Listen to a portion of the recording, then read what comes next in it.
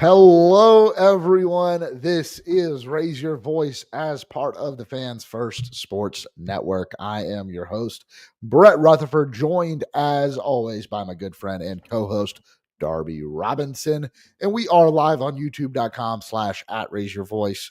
It might look a little weird. It might sound a little different tonight. We're still on StreamYard, but don't have our normal background. We're working on maybe transitioning to a new host, or I don't know, playing with StreamYard, but please bear with us tonight.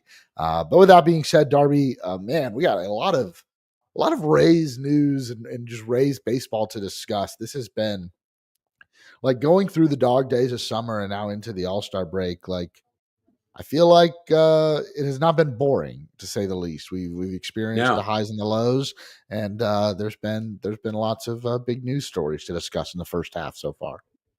For sure, yeah. Some exciting stuff, and some breaking stuff today. Yeah. So let's jump right into that. Junior Caminero is the American League starter at third base in the All-Star game, in next week's All-Star game in Atlanta. We learned, was it 2 days ago, that Junior was going to be an All-Star? Or was it yesterday? Was it just yesterday? It was just yesterday. Yesterday, he was announced as an All-Star. As an All-Star.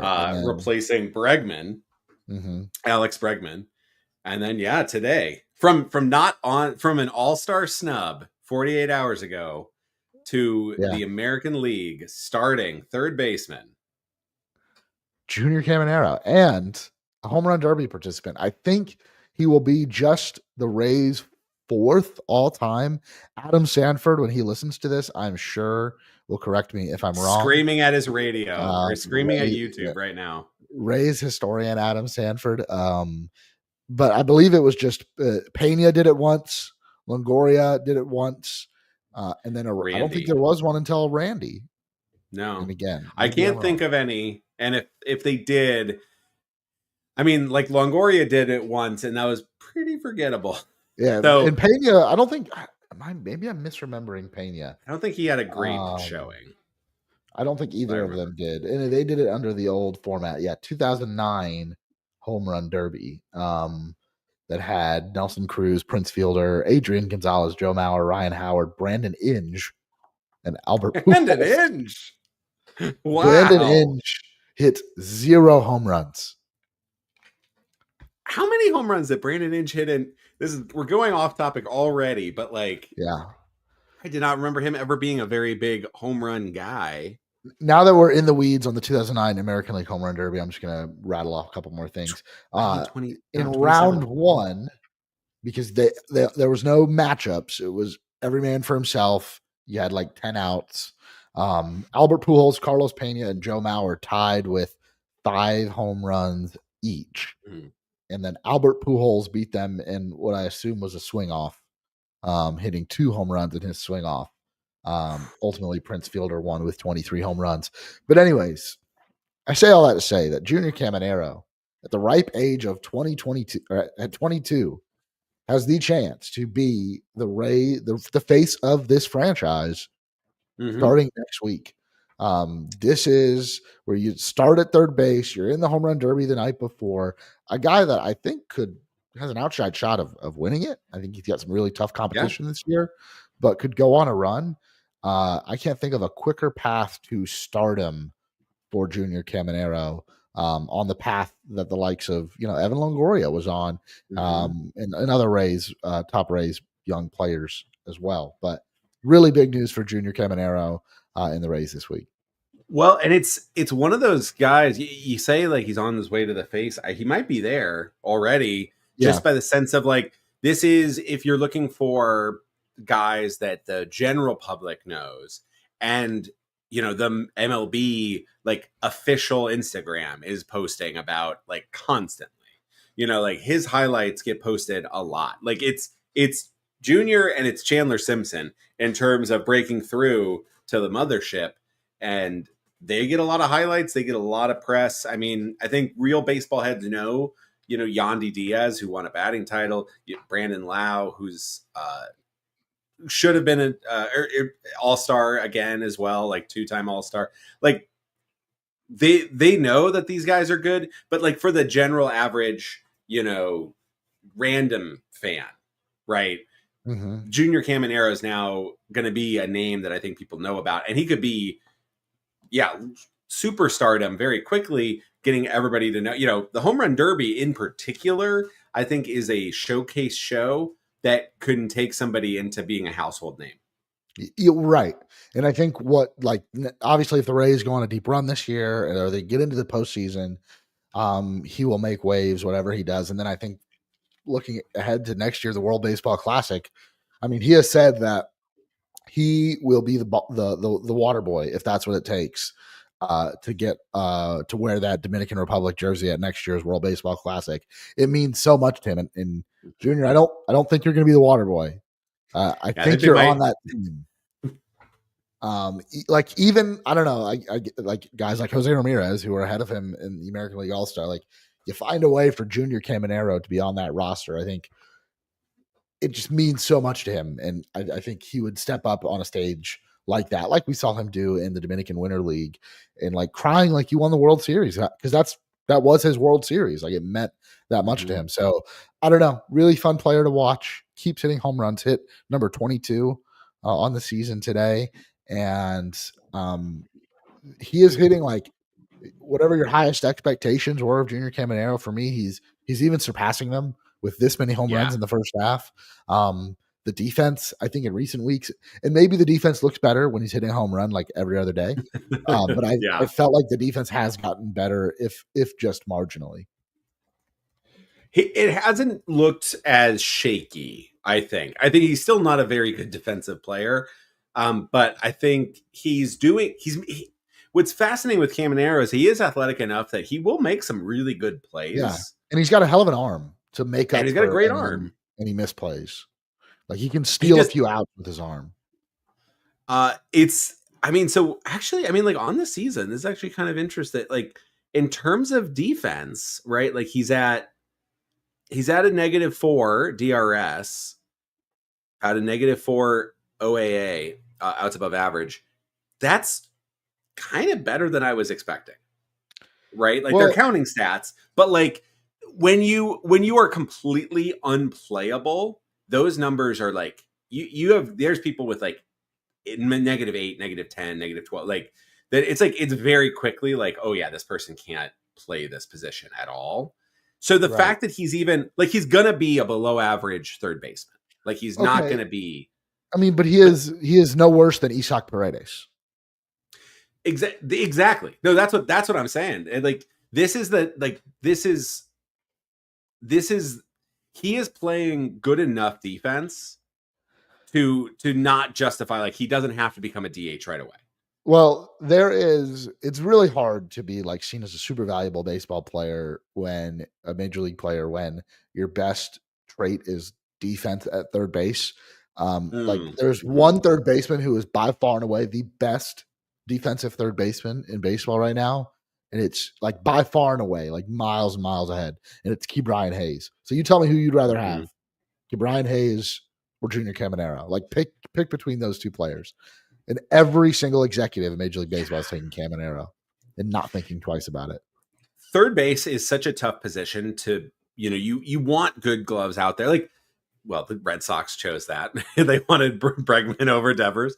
But like Devers was like, he was actively atrocious in the field. And I think the level, and what, to your point, it's like the greatest defensive third baseman without a bat, which is basically what Ke'Bryan Hayes is, versus like, Matt Chapman, a good bat and a really good glove. Like that's, I think you like that, but like you will take elite bat as long as they can just be like, don't be Rafael Devers level bad at third. Right. Anything above that, you're happy. You find the complete package, and at their peak, that's Evan Longoria. That's potential Hall of Fame level caliber player, right? Yeah, but yeah, you will take like Matt Chapman for a brief like couple years was kind of that too. Like he was at like 30 bombs and that. But like yeah, I mean you look through around like Junior Caminero right now at this level of defense at third base is this is awesome. This is great. Like this is exceeding expectations. Um, Absolutely. And he does not let's look overmatched at the plate. Like his biggest no. problem is he's making too much contact. Like his biggest problem is he's hitting grounders that are laser hard, that are easy double plays. Like he's going to probably break the double play record because Dash it. he's getting to those balls. Like if he is whiffing more, he is getting less double plays. that's Yeah. his problem is his bat speed is so elite that he is able to make contact on pretty much anything. Let's talk a little bit about the Rays' other two All-Stars. You mentioned one, Brandon Lau, only his second time ever as an American League All-Star. Very well earned. I feel like I had some Mandela effect that I could have swore he was selected a second time. Yeah, he did not make it in his career year, which was 2021. He finished 10th in MVP voting. Did he get hurt? He played in 149 games. That was his 600 plate appearances. I guess I could look up what he did in the first half because he did go on a tear. He was definitely deserving, right? Because it's Brandon Lau, and the public hates him. It's one of these weird things where I was certain this was going to be his third time. So in the first half, he was not as good. In the first half, he had a 116 WRC plus compared to a 161 in the second half. He did have 21 home runs in the first half and 18 in the second half. He hit 208. So I don't know. I guess make of that what you will. He struck out over 30% in the first half. I couldn't tell you who did make that team, but he didn't make it. He made the 2019 team.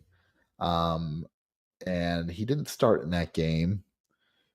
But what were his results? Brandon Lau. It doesn't look like he got in that game at all. Of course not. He might have been hurt for that one.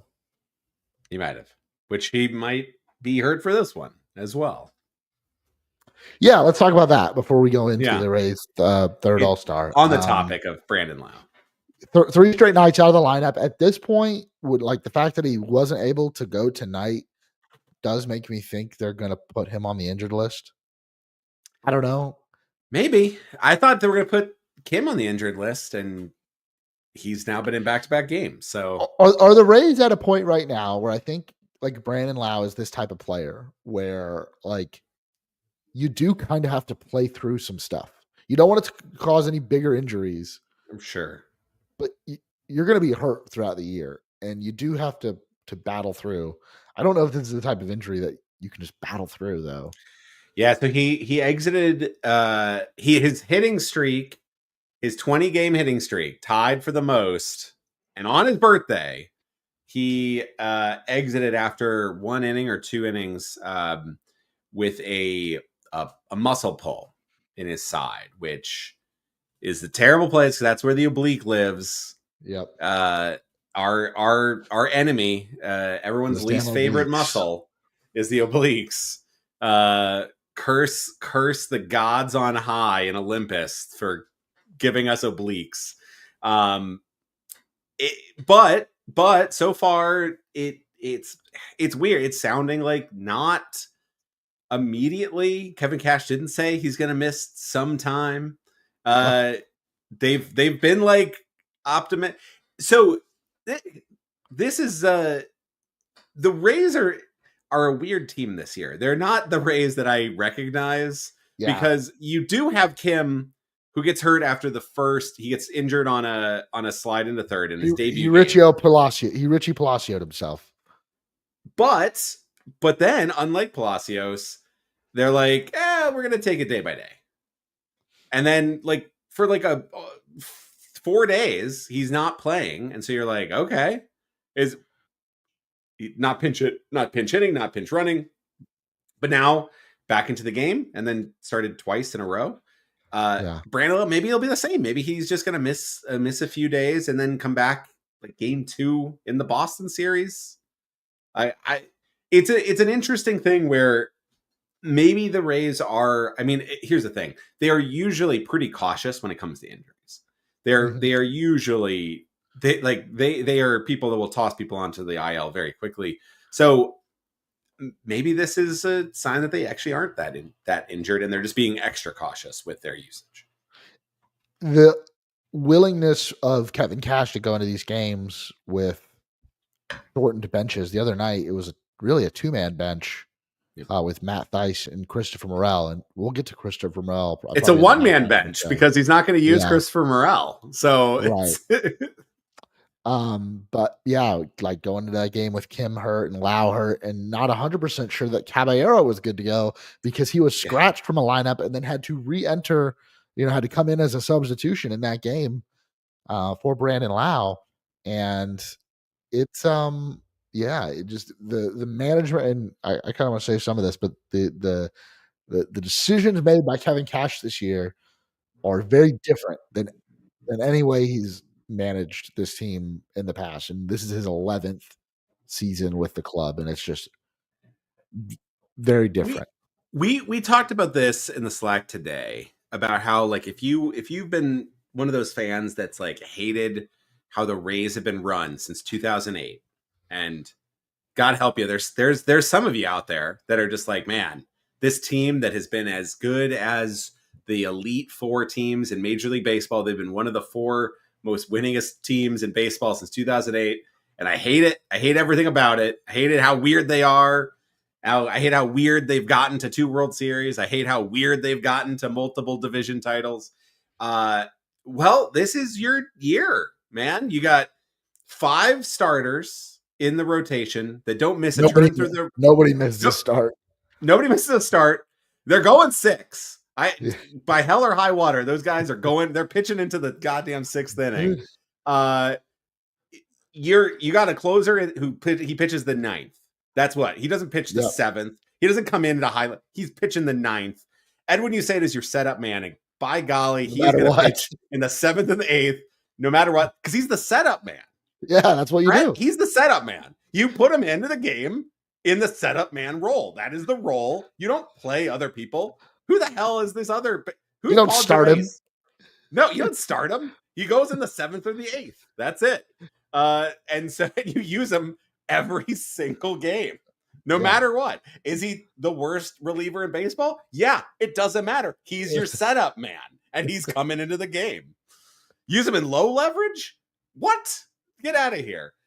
What do you do with your team? You get guys that are fast and scrappy. You're stealing bases. You're laying down sack bunts. Your starting lineup, your batting lineup, just roll it out. Same lineup every game. This is how you set it. Set it and forget it. What is this team? So what is this team? I did a little bit of research on this, and earlier this season, and this was mind-blowing to me, that the Rays played the same outfield alignment for 4 straight games. And I was like, I just knew. I was like, that doesn't happen often. And it doesn't. It has not happened often under Kevin Cash. But that outfield was Chandler Simpson in left, Jake Mangum in center. No. Cameron Meisner in center, and Travis Jankowski in right field. Yes. They ran that outfield out in different spots in the batting order, but left to right, that was the outfield for 4 straight games. And it happened like one other time in the last 4 seasons. And it was when you had Brett Phillips and Kevin Kiermaier, and maybe it was Margot, or maybe it was Randy. It would have been Randy Kiermaier and Phillips for 4 straight games. For Phillips. Oh, it was Brett. Okay. So now we're on an even longer streak, the likes of which haven't been seen since the 2017 season, where the outfield from left to right of Jake Mangum, Chandler Simpson, and Josh Lowe have started for now 7 straight games. And they're going on the stretch. There was an 8-game stretch in 2017. We'll see the lineup tomorrow. I don't know if we're facing a lefty. That could definitely throw a wrench into things. It's Walker Buehler. It's a righty. Walker Buehler. Oh, Christopher Morel, and he's sniffing the field tomorrow. Nope. Jose Caballero is being on the bench. Are going to play second. But the streak they're going after of 8 straight starts in the outfield for these 3 players of Corey Dickerson, Kevin Kiermaier, and Steven Souza Jr., who did it back in 2017. Wow. Incredible. What's next? Because after that, it's Hunter Dobbins. Oh, okay. I don't even know if the Red Sox have a lefty in They that do. rotation. They do, and he's Oh, great. Garrett Crochet, of course. Yeah, and we're facing him on Saturday. I keep thinking like they keep throwing Richard Fitz out there and all these other guys. They also still have Garrett Crochet, who's like sneaky. He's like on a sneaky Cy Young. It is on pace for like 250 innings or something. Like really good, like shockingly good. But but Garrett Crochet should not be on pace for 200 innings ever, really. So we'll see how that goes. He got his money though, so that's good.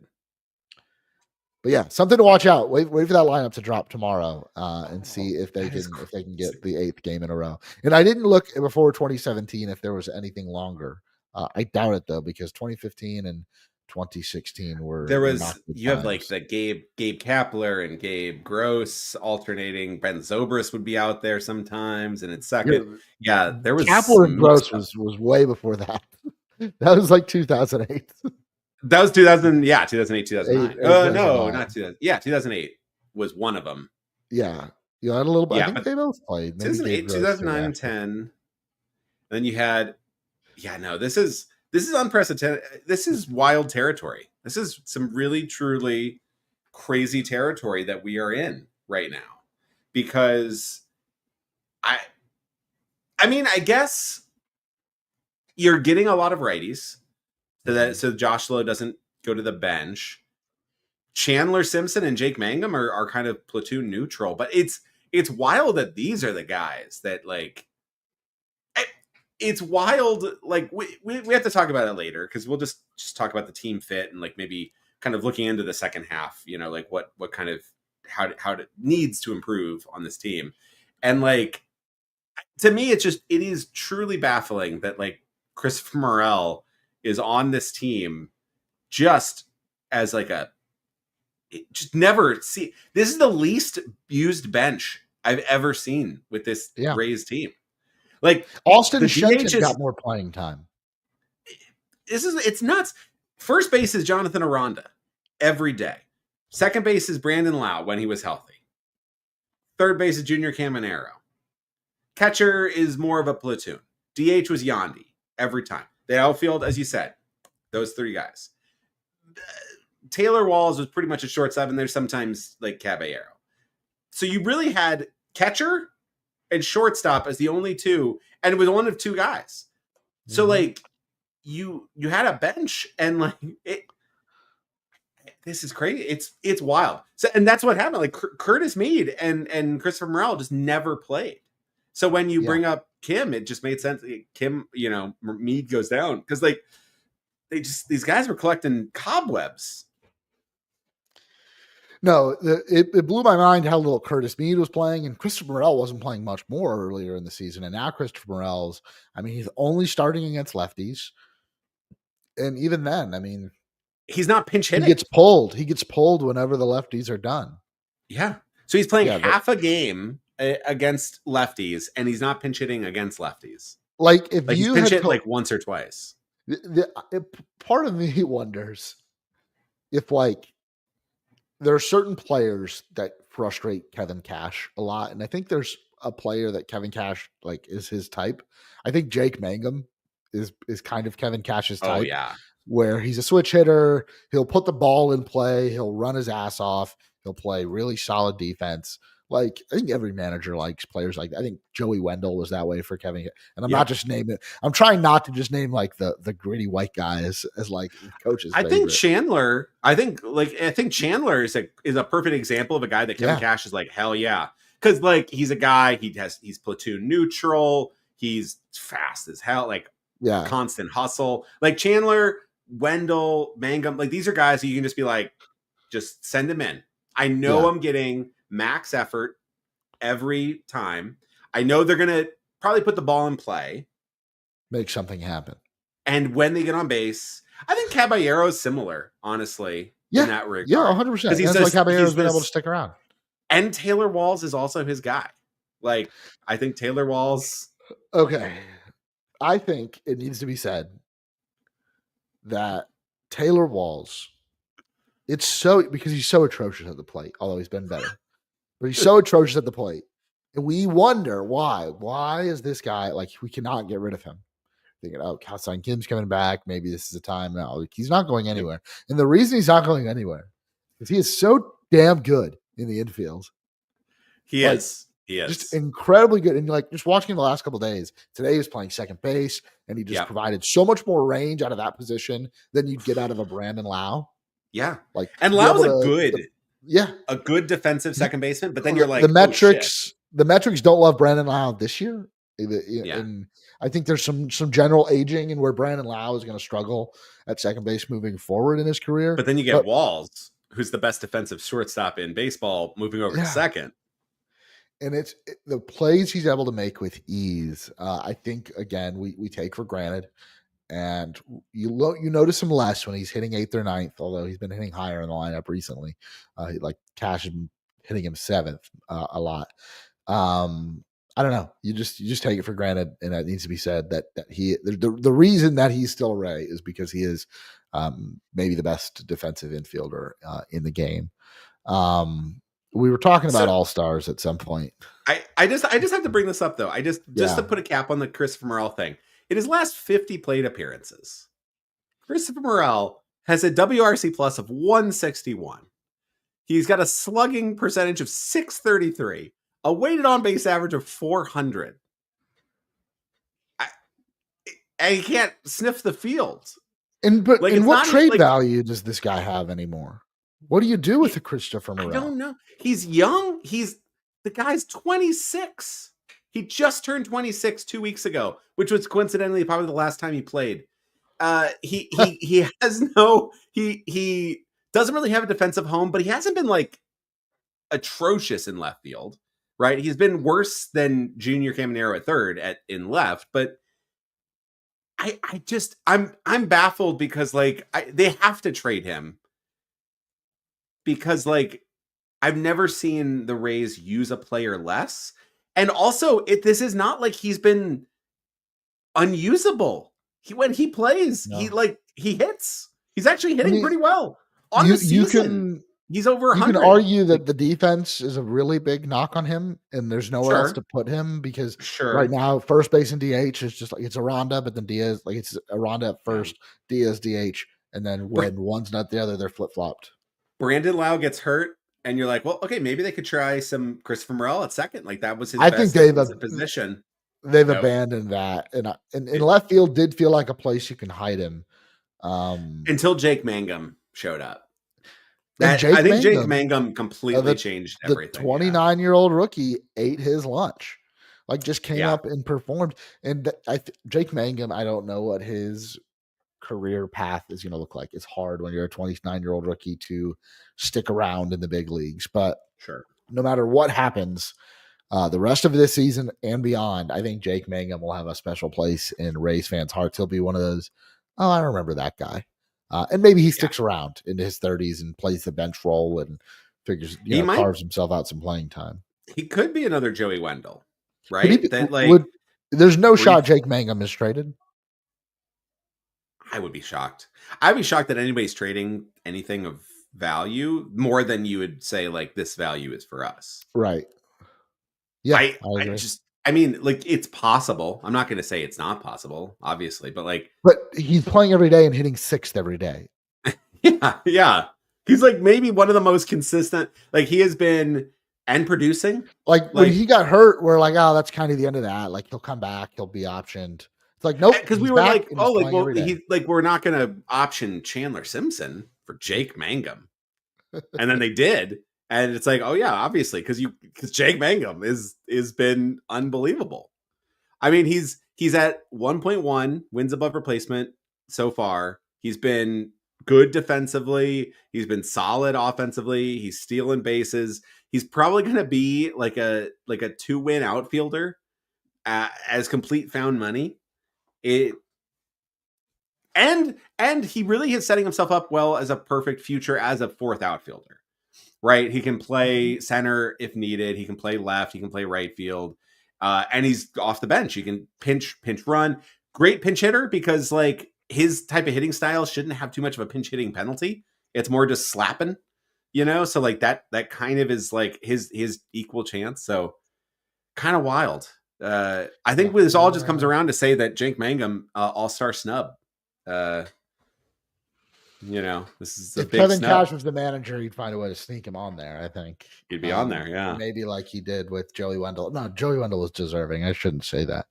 That was Let's talk about Jonathan Aranda. Back on track here, the All-Star. Jonathan Aranda. Should be the starter. It should have been the starter. I knew going into it, and I don't get mad about the fan voting stuff. Like, I knew you're going up against Goldschmidt and Vlad Jr. You're not winning that vote. I would have been fine for those two teams. I will say this. Jonathan Aranda should be the starter. I don't think people should throw a fit that it's Vladdy, though. I think Vladimir Guerrero Jr. is having a very good, he's having a great season. He has very earned his starting spot. He's a star. I think that's totally fine. Paul Goldschmidt should not have been on that real list. He had a hot month and a half and has been crashing back to earth as an old man. That was the problem. It should have been Aranda versus Vladdy, and you tip the cap because Vlad is the household name. But it's always got the Yankee bump. It's always been of my opinion that you should have the All-Star game, and I'm okay with the fan voting for the starters. You're gonna have some snubs, sure, but you get almost everyone that's deserving. Usually gets a nod, and a lot of players get nods now because of all the injury replacements. I think that's becoming a more common thing. Then at the end of the season, I don't know if it's your writers. I don't know if it's a mix of players and stuff. I know they started an all MLB team, but there should be an all American League first team and an all American League second team. Totally. And those are the honors that when you're looking at things like Hall of Fame and just careers as a whole, you use those where it is voted on for a full season's performance. Because again, you talk about these all-stars, and when we get into Hall of Fame discussion, it's this guy was an 8-time all-star or whatever. It's first off, these are half-season awards. Mm-hmm. They are sometimes just completely wrong based on who was the most deserving. It's a bad way to determine anything, really. Leave the All-Star game as it is. Let us celebrate these stars, the household names, and the guys that have had really good performances. Let them go and play in the All-Star game. That's great. But then let's also have at the end of the season all league teams. Yeah, exactly. Yeah, it's sometimes an award of this guy had 15 home runs in the first half. Yeah. And he's 6 times. I love that I love the All-Star game is a mixture of Vlad Jr. and just the best players from both leagues, and then also Zach McKinstry. Yeah.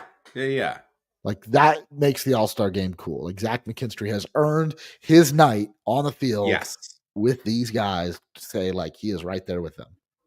And I'm a baseball sicko, so I'm more excited to see Zach McKinstry get the nod than some of these other guys, or the Joey Wendells, or the Andrew Kittredge getting the call from the Rainforest Cafe that he's going to the All-Star game. Yeah, because it's a one-time All-Star is more impressive to me because it's that's awesome.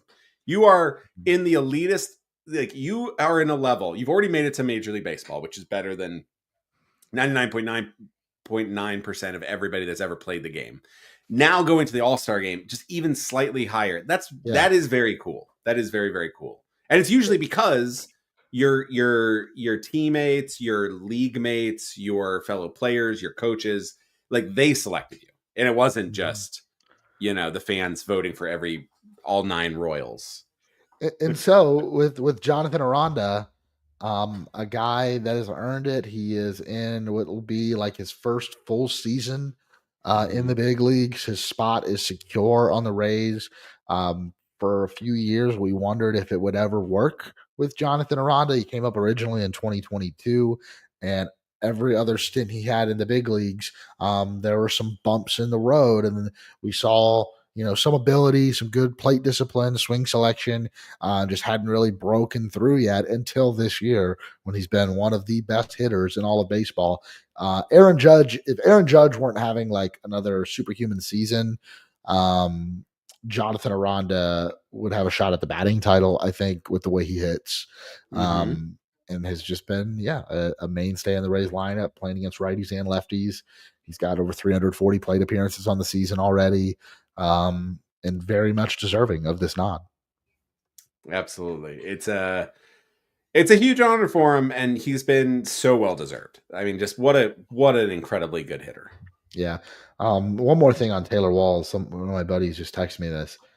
So in B War, he has the same wins above replacement as Jacob Wilson. Taylor Walls does. Wow. Um, Wow. yeah. American League Rookie of the Year probable. Yeah. It just shows the level of defense, or at least the way Baseball Reference views his defense. But the guys that didn't make it, Drew Rasmussen, Ryan Pepio, Pete Fairbanks, Rasmussen and Fairbanks both had a rough outing before the teams were announced. They might have been in the mix. They still could be in the mix, I guess. Yeah. I really would like, other than maybe Pepio, I really would like Rasmussen and Fairbanks to not pitch in the All-Star game. Yeah. You should, it'd be cool for them to go, but just if you need a fresh arm, Pepio could probably do it. Or Edwin Uceda, he just like proxy pitch for. He's going to the home run derby. He's going to the home run derby. Classic joke. Classic joke. Can we talk? Because I don't know if we'll put out another episode before the home run derby, so I kind of want to preview the field. Do we know the full field? I don't think so. We're missing one. Let's see. Anybody been added since we started this? I haven't heard. I haven't seen anything online. Let's look at the participants. Cal Raleigh, James Wood, Byron Buxton, O'Neill Cruz. Oh, no, there's still a couple spots open. Caminero is, 5 or 6? Yeah, there's still several. I am a big admirer of Byron Buxton. So we got two more spots. 2 more spots left open. I put out a piece on D-Rays Bay discussing Byron Buxton as a potential Rays trade target. It's been an idea that I doubt will come to fruition, but a player that I really admire. I think he's got a great shot at winning this. The raw natural power, the bat speed, Georgia the native, athleticism. Yeah, in his home state. Home state boost, maybe. Yeah. Other guys, like, I don't know, this does feel like an absolutely open field, though. James Wood seems like another really strong candidate. Cal Raleigh, of course. Is he going to be too tired? Like a catcher with like that much that he's already hit so many home runs. Just a massive human being, too. Yeah. And a massive ass. He is exactly big dumper. It's hard. It's just hauling that around.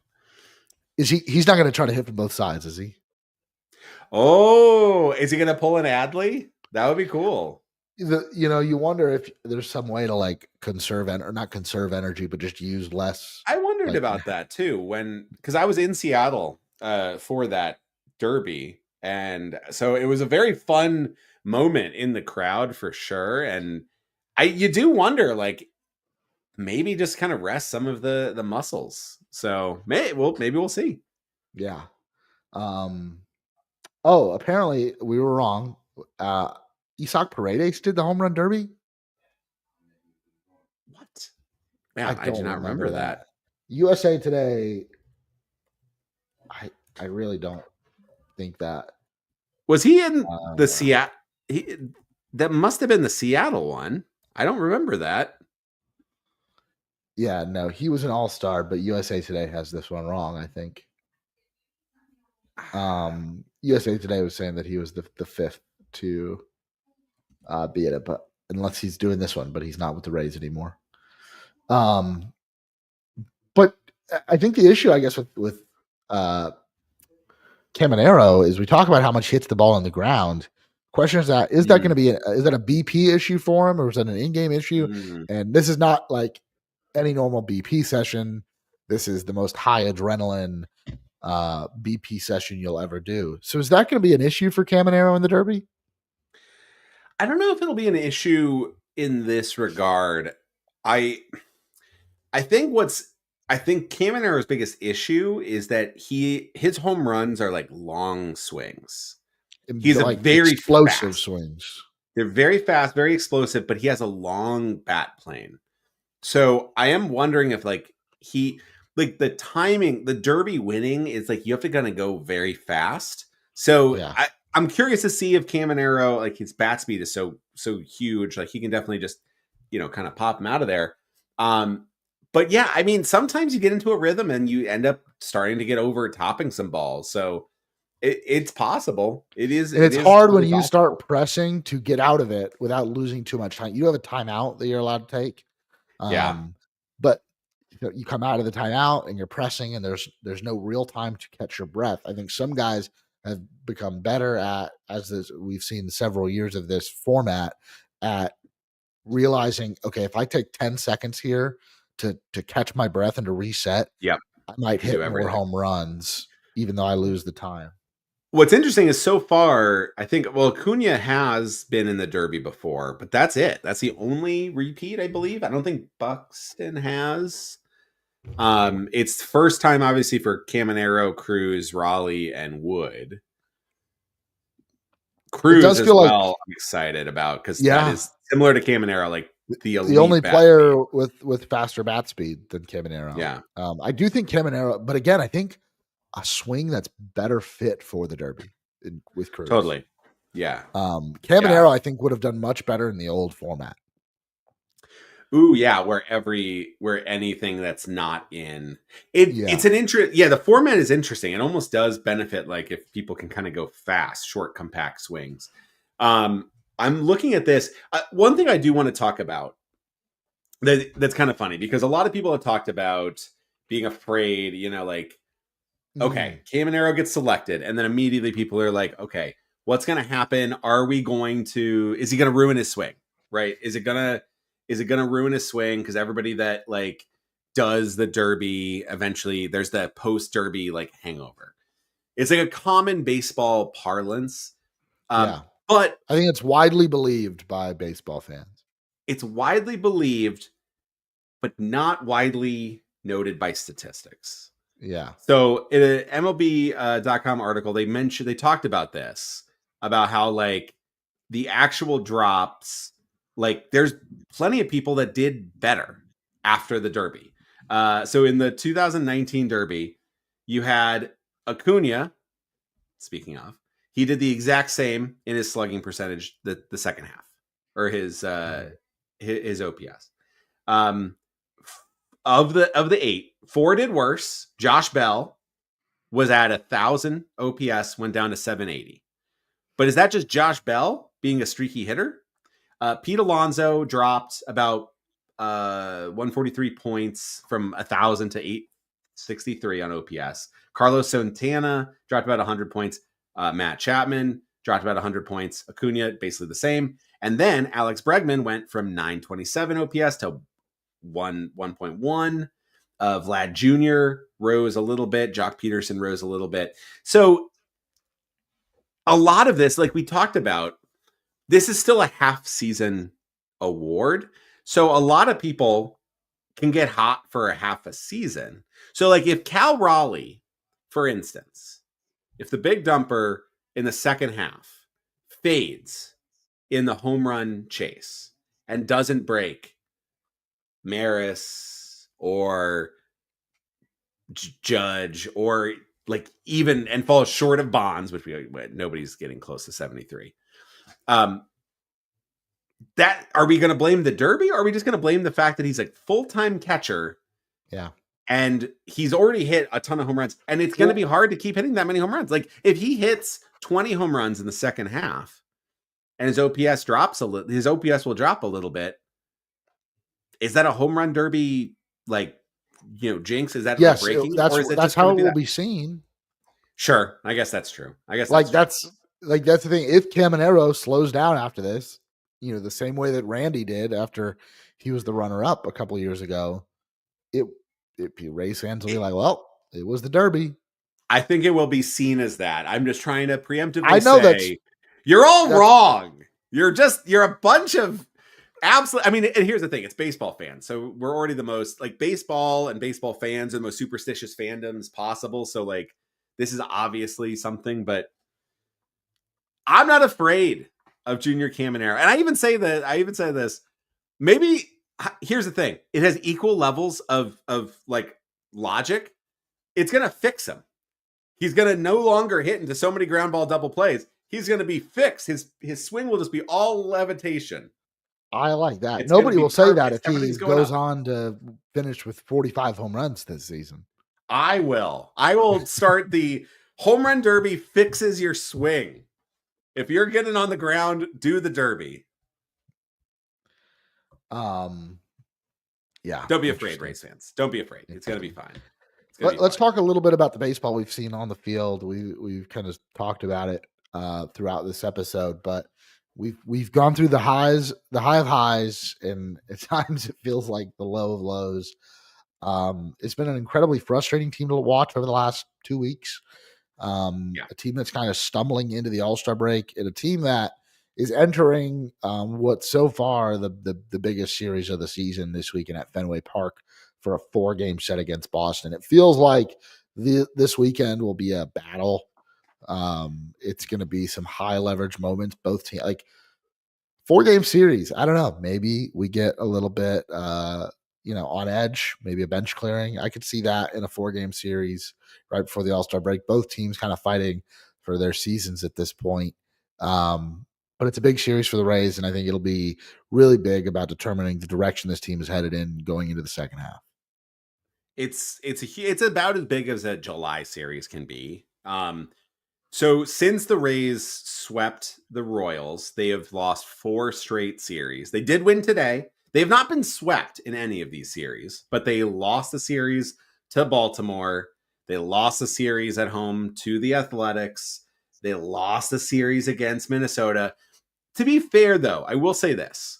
These games, if you look at these, Baltimore, the first game, they had a 6-0 lead, and then Pepio immediately blew it up, and then the bullpen gave up a million runs. And that was a real good sign that like the bullpen was completely gassed and is about to give up that many runs every time out for the rest of time. But if you look at the rest of it, like the Athletic series, these were 3 games that were all decided by 2 or less runs. Yep. 2 of the games by 1 run. Minnesota series, all of them decided by 1 run. And a lot of them were bullpen failures and extra innings. So like, or the last at bat. So like 2 walk-offs, right? Like they got walked off twice and they won in extra innings. Those are games like that's a bad series loss against the Twins that are not a very good team right now, but they're not a terrible team. The Baltimore Orioles are not a terrible team. They've had a terrible start, but they are a much better team than that. Then you go into Detroit, which is the best team in baseball, and you lose the series, but like yesterday was a 2-2 game until Edwin Uceda served up a bomb. Like I guess I'll say this. It's been very frustrating baseball. It's been exhausting and terrible. And bad bullpen baseball is the most soul-crushing baseball you can have because it makes every game feel lost before it begins because you know you're going to get to the bullpen at some point. And you know that no matter the score, you can't feel comfortable. And that's the worst feeling. Even today, absolutely today. I don't know anybody that could be confident at any point in today's game. 2 outs in the ninth, and I'm still waiting. You need at least like a 6-run lead to feel good right now with this bullpen. A 6-run lead with 3 outs and Pete on the mound, and I'm like, all right, I think we might get this one. And then he gives up a walk, and I'm like, we're done. We're done. Turn it off. Turn it off. At what point, because I think this is the Rays will always make bullpen moves. And before we get to the deadline talk, like it felt like this year the Rays were a little too confident in their bullpen, how it finished last year. And usually the Rays are very proactive about making the right moves in their bullpen to avoid any periods like this where nobody seems to be working. And the bullpen has felt very stale. The bulk guys, the long relief, the swingmen, they have, I don't know, Cole Sulser, Alex Faedo is coming back. Like those guys, those always cycle through. But the group of Kevin Kelly, Edwin Uceda, Garrett Clevenger, really those three. It feels like it's gotten a little stale. Yeah. Mason Montgomery was finally optioned, and it was Mason Montgomery and Edwin Uceda have been used more than any other reliever in the Rays pen. They have been used a ton, and they've been used in only high leverage.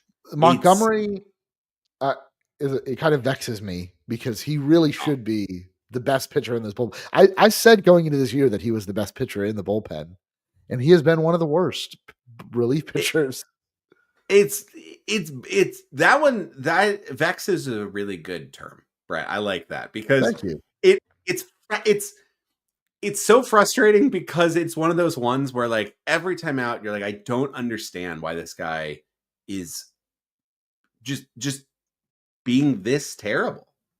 Like it makes no sense with that level of stuff, with that level of movement. Like we were both on the same side of this, and it's still to this point, I really do not know why he's bad.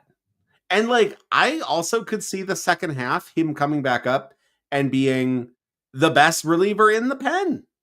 Like, I wouldn't be shocked. Like, that is how volatile relievers are. And going into next year, he could be an absolute stud.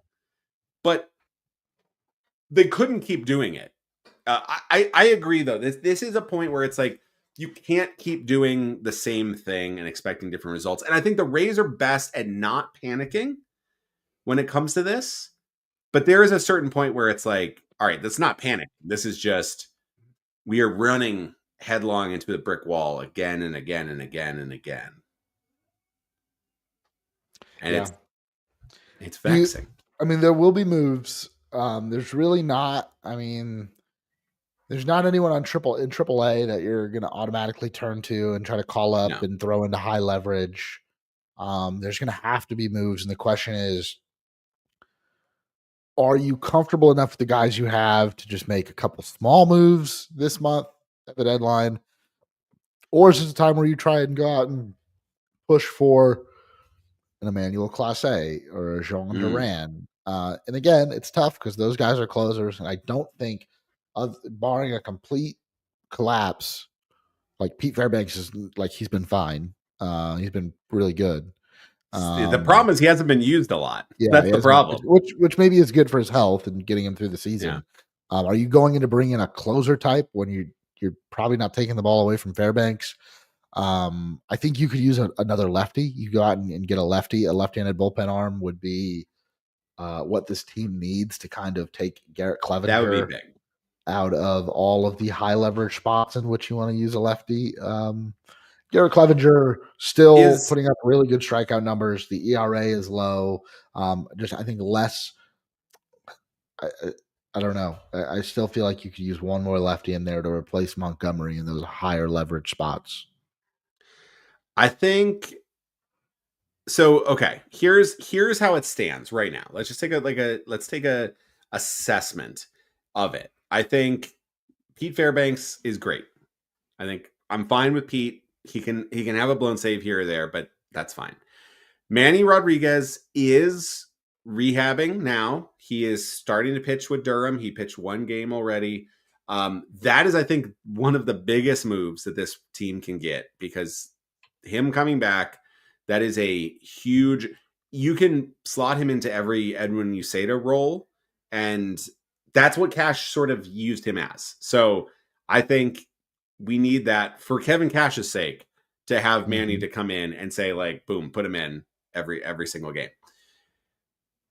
I think the biggest issue there, like, I'm okay with Clevenger as one of the guys. You need that second lefty. And we saw that because Montgomery was used a ton and Montgomery just could not work. So I think if you're looking at this bullpen, Edwin Uceda, I have no trust for. And he's been one of the worst relievers in Major League Baseball. He's actually been one of the worst relievers in Devil Rays and Rays history, which is a very bad list to be on. He has an over 2 home run per 9. as a reliever. He has 9 home runs given up in 39 innings. That is unbelievably bad. And home runs are sometimes kind of fluky in a little ways, but you're seeing him pitch, and you're seeing so many uncompetitive pitches, and you're seeing walks, and you're seeing stuff where you're just like, this, you need to bump him down in the list. And so, yeah, Kevin Kelly, fine for lower leverage, but you're having to use him in high leverage. You're having just too many things. So I think going out and getting at least one reliever, getting Manny back, getting at least one that would be reliever, big. maybe two, maybe a small piece and maybe a little bigger piece is the key to that. Because there's not like a lot of guys. They've sort of cycled through a few of them, but getting a big time reliever would be nice. I think Eric Orsey is a nice reliever as well. I think he can be part of the solution in the pen, but I think you need somebody at a Pete Fairbanks level. Yeah, into this pen, and it doesn't have to be a name. It needs to be higher. Jason Adams, a guy I wish we still had. Easier, to say after the fact. But it felt like that was a guy maybe you try to hold on to. It's tough. I think the Rays' view is that bad teams don't need good high-paid relievers. Like, you just ditch those guys and you get the next crop in, and you turn them into prospects. And I don't know, Dylan Lesko. He wasn't the only piece in the Jason Adam trade. That was actually a pretty nice return for a setup man. But man, I feel like that's what they're missing, a guy that could go up against righties or lefties in big situations and get big outs, especially with that changeup. So I don't know. I think he's hurt again. Robert Stevenson, what's this year's version of Robert? I don't think you want Robert Stevenson back, but what's this year's version of Bob Steve? The Bob Steve or Jason Adam trade, another Jason Adam. The Cubs getting rid of anybody recently? That'd be nice. Yeah. I think there's some guys out there. There's some really interesting guys out there. I like Jake Bird from Colorado. I think Miami has a couple of pitchers that I don't know if they're going to trade the guys I like because they're cost controlled and young, but there are some nice pieces that maybe Pete really wants on this team that he really loves. Maybe Bob Seymour. What does that get you? Is there a reliever out there? People want a nice, Colorado. Don't you want Bob Seymour hitting some bombs for you? You see the Marlins claim Tyler Zuber from the Mets? Oh, I did not see that. So they're just going after, like, Pete Bendix. These are all the guys he got with the Rays. Yeah. Surely. Yeah. Zuber, he was traded for, was that Gervais or was that? That was the Gervais trade. Yeah. I'd like to see Gervais up again later. And Evan Riefert, I think, is also another interesting arm. So there's some guys that are interesting in there. One name that got kind of bandied around by, I think it was Adam, was Yoniel Cure, who is on the 40 man. Yeah, he's been on the 40 man for like a couple of years now and is nowhere near the majors. He's the guy that, like, that would be not your Bob Steve, but that kind of reminds me of like Jose Alvarado, right? Because he was a guy that came up, he had like just gotten to Double-A maybe, and had like just a cup of coffee in Double-A and was at a Single-A, and he got called right to the majors, and it was sort of like, that's wild, but like the stuff is there, and it's pretty much harnessing that. So could you see Cure come up a little bit? Get see if that like live arm can get there. I think you give him a shot, right? And if it's too big for him, if the moment's too big for him, you just send him back down. You waste an option. He's 22. He gets 3 of them. But I think cycling some arms is kind of needed, and I get one of the options too is like, do you take in the Ian Seymour and say, this year we need 2 innings. Mm-hmm. Do you I mean, I don't think Rasmussen wants to go to the pen. I think he wants to be a starter, and he's been one of your best starters, but he's limited by innings. But Yeah. do you see if he can go back to No, it? you're in an interesting spot right now where the bullpen does need to get worked out. I think the rotation needs to get worked out. I think you do need to make a trade there. Joe Boyle clearly needs to be pitching in the big leagues. Oh my gosh. We saw him He piggyback off he of did not get Rasmussen. sent down. He did not get sent down after that. No, so they're going to keep him through at least a few turns through the rotation to piggyback off of Rasmussen. It wouldn't shock me if Kevin Cash gets a little creative there and switches to like a quasi 6-man rotation where you fit Boyle in every once in a while and you piggyback some other guys in off of Rasmussen. And eventually you'll have Shane McClanahan back. He might be in Durham this weekend. So yeah, eventually you've got too many cooks in the kitchen. You'll need to make a trade. Zach Littell still makes a lot of sense. I don't know if you're ready to give up on Taj Bradley. Ryan Pepio and Drew you can Rasmussen are option untouchable. Taj. You can option Taj as You well. could. I think you would rather keep him in a trade of Littell. Do you? Okay, but here's the thing: if Littell is being traded, if just for some devil's advocate action here, because we have talked about a Zach Littell trade for it's our annual Zach Littell trade-a-thon. You got to know what people have offered for Zach Littell at this point, and maybe it's just not that much. Yeah, the Mets have been calling every day. I'm sure they're just absolutely blowing up the cell, being like, "Hey, Eric, Littell soon, bro, Littell. Oh, look good today. I don't know. Pitching's volatile. That arm. I think I saw him scratching his elbow. Maybe you want to trade him. So you look at Zach Littell and you're like, okay, what's the best offer you can get for him? Now at the deadline, pitching is always valuable. It's going to be very valuable, and he is a very reliable starter right now. Or if you're not getting anything for him, and you're like, okay, we can solve our bullpen, but we can also keep our pitching depth by optioning Taj, keeping him ready, moving Ian Seymour into maybe that bullpen role, and then having it's a high luxury, but like you're still getting 4 or 5 innings from Boyle every start, and you're getting 2 innings from Rasmussen, so you're getting like a 7-inning elite level pitching. Okay, once through the turn. So like you're after the deadline, you're looking at Ian Seymour as your second lefty in the pen, or maybe your number one. Maybe he's your relief ace, like 2-inning guy. Shane McClanahan, Drew Rasmussen with Joe Boyle piggybacking, so that's one spot. Shane McClanahan, one spot. But that's 2 roster spots for one turn through the rotation, for one spot in the rotation. That's where you're shorting your bullpen, really a 7-man bullpen, which Bradley and Boz and oftentimes Littell. That's why you don't have Bradley. I don't think you can do this long term with Bradley, Boz, and Littell. But even then, when you're bringing McClanahan back, he's not going 6 for a while. Is that also maybe that's where you lengthen it out? I think it's a very strange spot, because this is the one spot where the Rays are in this spot where Joe Boyle is basically forced to hand. Like he has to pitch. But you don't think there's they have to trade from their rotation?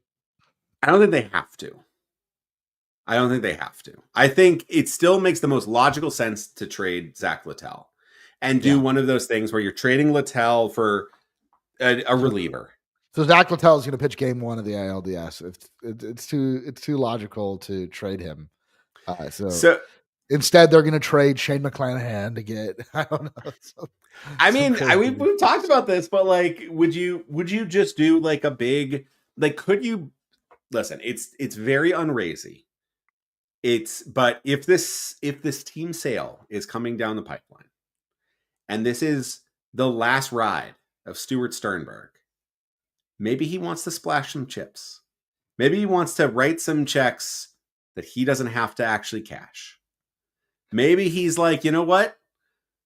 Carson Williams, Taj Bradley, Xavier Isaac, the cupboard is open. Bring me Byron Buxton and Johan Duran. Yeah, Johan Duran. Let's bring me Duran, bring me Buxton. You get Carson Williams, you get Taj Bradley, and you get Braylor Guerrero. Absolute firepower, huge thing. And in Stern, like the Rays, I think they thought they had a deal 4 years ago to trade Glasnow and Kiermaier for Kimbrel and Bryant. Mm-hmm. That would be, I don't think it would have worked out as well for him, but I think going after a Buxton and a Duran and a mega deal, those are the only two. You could go around the league. You can look at other. The Twins have talked about like Joe Ryan being potentially available. Like the Twins are in a weird spot. They get bring him back. Bring Joey back.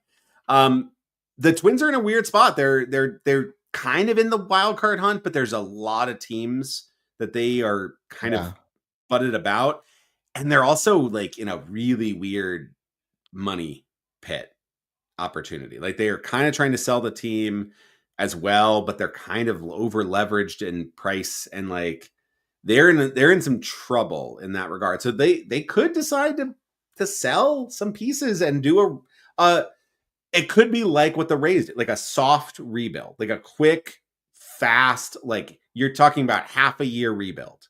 Because like going into next year, you could be ready to go, right? You could have absolutely everything you need. I don't know. I think it could be one of the years. Like I feel like Zach Littell, we're going to get beyond the trade deadline and Zach Littell is going to be here, but you might be right. There might be still a trade from the starting rotation because you have Shane McClanahan coming back. Joe Boyle has earned a spot and Ian Seymour has earned a spot. Like you are really talking about like some really good starters. Like right now, if you're starting a playoff game, Joe Boyle is one of those playoff starters. Really? You think so? I think he might be. I think Shane Baz, I think in that situation, Drew Rasmussen and Joe Boyle is actually a pretty easy. That's when the piggybacking actually really looks good. Yeah, because you do have like then you're just getting like huge innings. Because Pepio gets one of those starts. Pepio's starting one of those. I think the guys that you would want to throw in that would be Shane McClanahan if he's healthy, which I'm still waiting on that for anything. But Shane McClanahan, Ryan Pepio, Drew Rasmussen, Joe Boyle, then Baz. Like those are 5 arms that you want. But if you're looking at a playoff series, it's then Pete Fairbanks, and then there's a huge gap between the next pitcher you want to throw.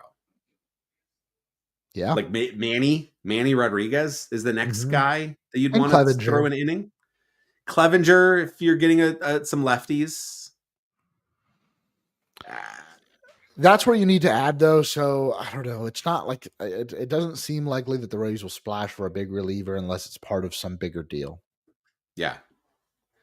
Buxton Duran. Like that would be massive. That'd be massive. Yeah. Do it before next Monday. We'll have 2 Rays in the home run derby. There you go. Get Buxton, get Duran, get Joe Ryan too. Get Rocco. Get Rocco over here. Yeah. Get him off that sinking ship. 4 pieces. Here we go. One of them is a manager. I mean, the Bucks did it when they got Gruden, right? Yeah, there you go. Yeah. What would be a trade for Buxton and Duran that you would be? What's the highest level trade that you would stomach? I'm good with Carson. Yeah. That's a big piece. Because he's really turning around, and you don't really necessarily have a shortstop behind him in the system. Mm-mm. And if you look at Kim as a short-term fix, like you gotta hope that he sticks around. Because they've moved Theo Gillen to center field, which is not shocking. Like I don't even know who Montgomery's main shortstop. I mean, you've got Braden Taylor who could learn short. But yeah, I think I'd still be okay with Taylor Walls 7-year extension. maybe Williams. What about a deal with McClanahan though? I would not be opposed to that. Pitching is so volatile. I What don't know if there's a pitching trade that I'm not. If it's McClanahan and Carson Williams for Buxton and Duran, I do it. I think you do it. Yeah, I do it. Yeah, I do it. I mean, that's a tough thing, right? That's a huge piece. But there's risk on both sides. I mean, there's huge risk. Shane and Buxton's an interesting combo because those are both guys who are like a bit of a glass, but like oof, when they're healthy, they are like elite. Yeah, but like they also get hurt a lot. So Buxton's locked in at 15 mil for the next 3 years, or was it 2 years Easy. after this? Which when healthy, blows that contract out of the water, like what we're seeing him do this year. He is 31. He's only played 100 games one other time. McClanahan will have 2 more years left of team control. And then obviously you'd get Carson Williams.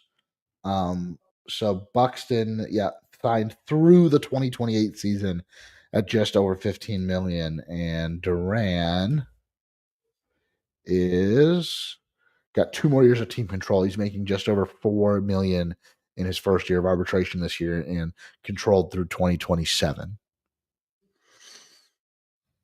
Oof, yeah. But does that, okay, if you're looking at then the postseason, it's like, okay, are you then comfortable if you trade a McClanahan and you're not bringing any other starter in with Rasmussen, who might be stretched back out by October? I really don't know how they're going to play that.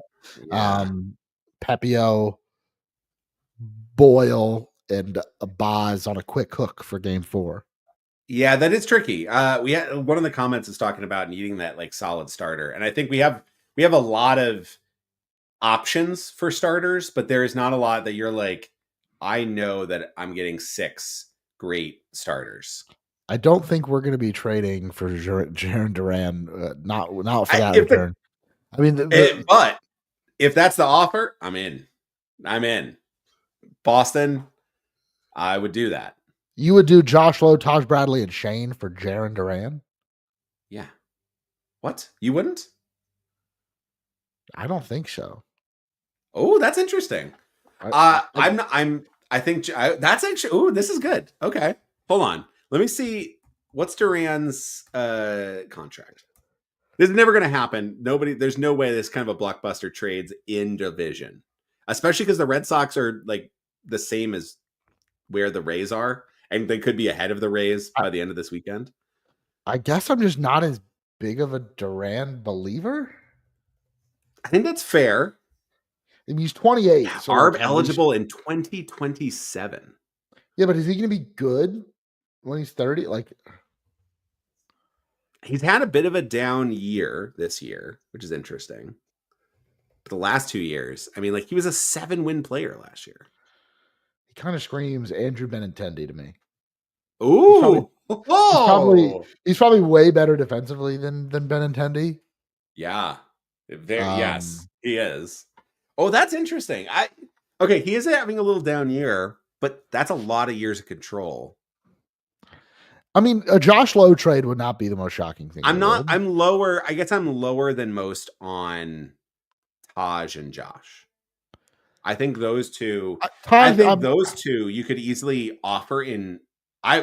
If Minnesota would do Josh Lowe, Taj, and then like Braden Taylor. That I would for Buxton and Duran, I would love that. But you're saying for just Duran? I think the Shane McClanahan part, maybe I'm a little more nervous about, but you could sell me on Josh Lowe and Taj Bradley for Duran. Oof, that's just too low, though. Why would Boston trade Duran for that? Plus a prospect, not Carson, but Braden Taylor. Or like top five, or Ian prospect. Seymour. I don't know if they want Ian Seymour. Hey, wow, we are, I think, very far apart on valuations on Duran. I think. Yeah, not on Johan Duran, but Jarren. I think we're a bit. I think we get both. Oh my god! And then have the Duran play summer concert after series. Yeah, summer concert series. Perfect. You made your money back, Stu. I'm sure. It feels like Duran definitely has played a Tropicana Field. It does feel like it has. I think that's an interesting that'll have to be for another time. I'm curious now if they do trade for Jaron Duran, we can have a real interesting show. We are supposed to have, and we need to do this soon. Brian Melendez on the show to discuss trades. Brian reached out. He is a contributor to D-Race Bay, but also Baseball Prospectus. Brian Menendez will be on the show. 538 as well. Rest in peace, 538. Oh my gosh. I think we need to have him on soon, and we can discuss this and other trade possibilities. I think the Rays are going to be somewhat active. It's kind of interesting. There's not a lot. We've talked about this. There's not a lot of like pieces that are immediate upgrade, but there's a lot of places they could go. And I do think a splash type move is not out of the question this year. The Rays have kind of done that a few times where they've had prospects. They also have some interesting prospects. They have guys like Josh Lowe, Chandler Simpson potentially. They have Carson Williams, bold, but maybe they could trade that.